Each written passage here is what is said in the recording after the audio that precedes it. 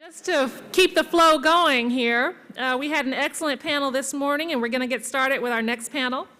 I'd like to bring to the stage a talented, highly intellectual, very gifted moderator. Her name is Avis Jones-DeWeever. She's the president of Insight Unlimited, a Washington, D.C.-based boutique consulting firm, and the host of the nationally syndicated radio show Focus Point with Avis Jones-DeWeever.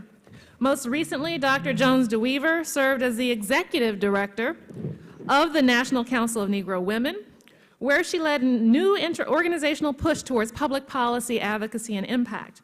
An accomplished scholar, writer, and public speaker, Dr. Jones-DeWeever is an authority on race, gender, and the economy, as well as women's empowerment and leadership development. Please join me in welcoming Avis Jones-DeWeever. These are the old glasses.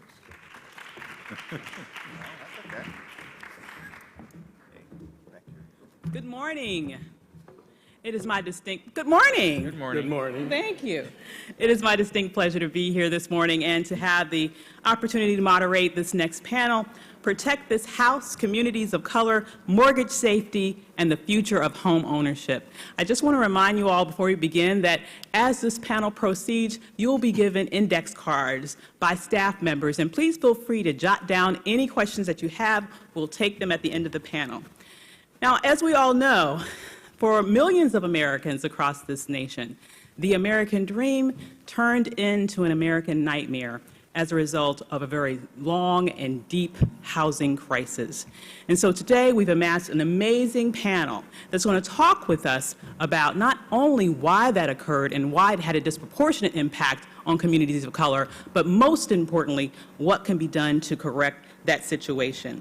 Now, we have for you this morning an amazing powerhouse panel here. I'm just going to take a quick second to introduce them all, and then we're going to jump right in. We'll be starting off with Jim Carr, who is Senior Fellow for the Center for American Progress and a housing finance, banking, and urban policy consultant. He's also a distinguished scholar with the Opportunity Agenda.